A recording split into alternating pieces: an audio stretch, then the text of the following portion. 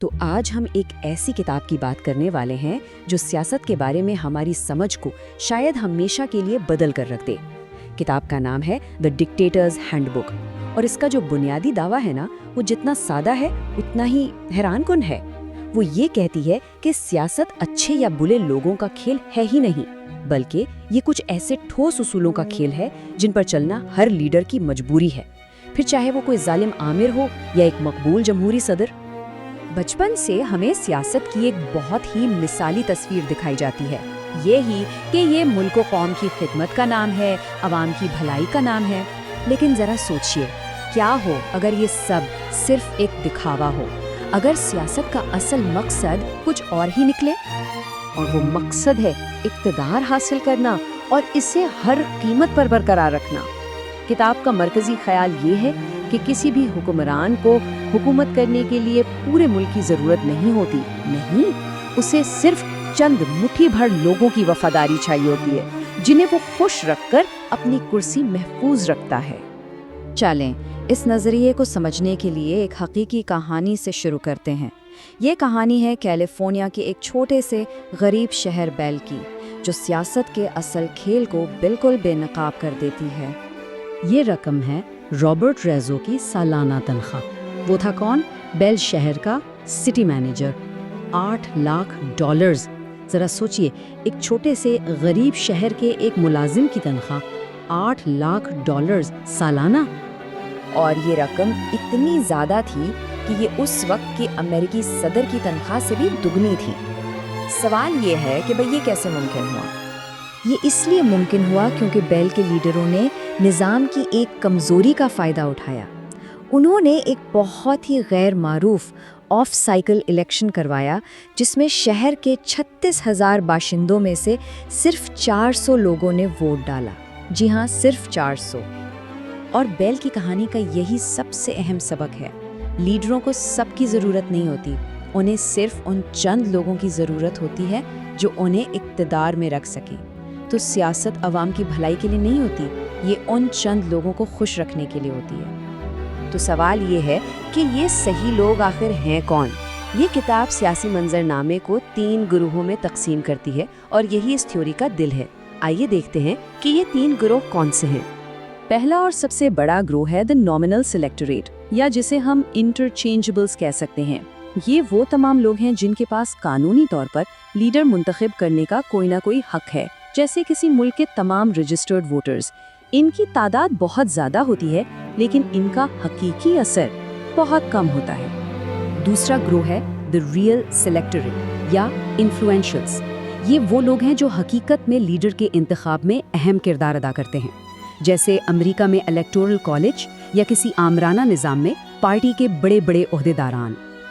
اور تیسرا اور سب سے اہم گروہ یہ ہے دی وننگ کولیشن یا اسینشلز۔ یہ وہ مٹھی بھر لوگ ہیں جن کی حمایت کے بغیر لیڈر ایک دن بھی اقتدار میں نہیں رہ سکتا۔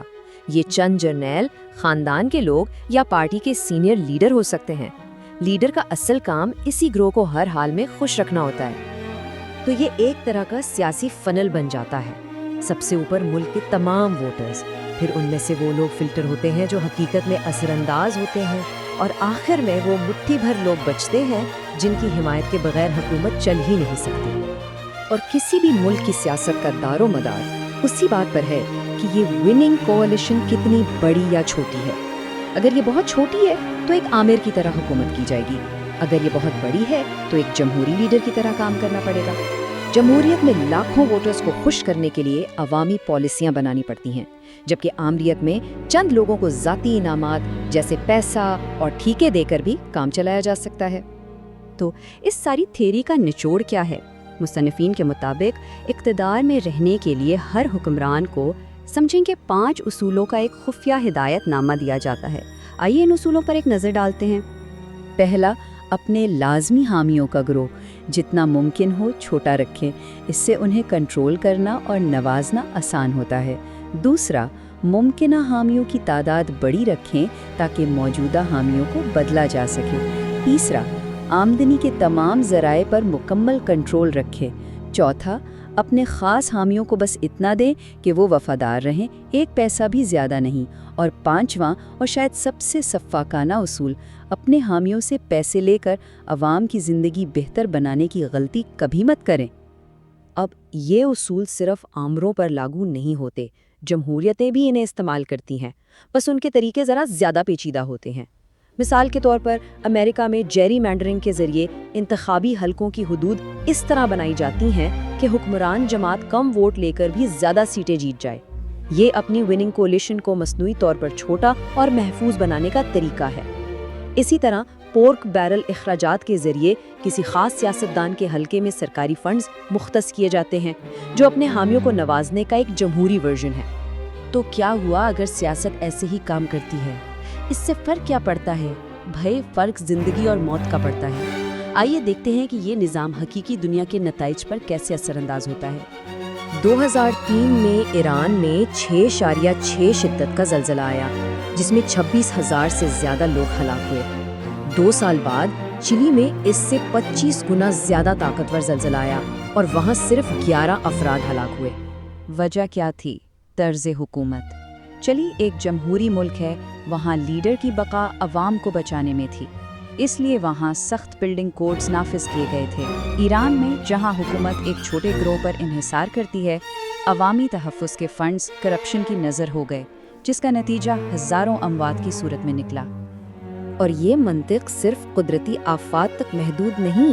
زائر کے سابق رہنما موبوتو نے ایک بار فخر سے کہا تھا کہ اس نے 30 سال میں ایک سڑک نہیں بنائی۔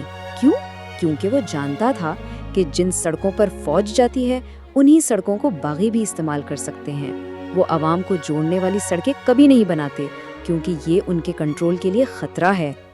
اس سب سے یہ بات بالکل واضح ہو جاتی ہے، ایک لیڈر کی سیاسی بقا براہ راست اس کی وننگ کولیشن کی بھلائی سے جڑی ہوتی ہے۔ جمہوریتوں میں جہاں یہ کولیشن لاکھوں لوگوں پر مشتمل ہوتی ہے، لیڈر بہتر عوامی خدمات جیسے تعلیم، صحت اور سڑکیں فراہم کرنے پر مجبور ہوتا ہے۔ یہ اس کی نیکی نہیں، سیاسی مجبوری ہے۔ کتاب کا سب سے بڑا سبق یہی ہے، اصل تبدیلی کسی ایک اچھے لیڈر کے آنے سے نہیں آئے گی۔ تبدیلی تب آئے گی جب نظام کے بنیادی قوانین بدلے جائیں گے۔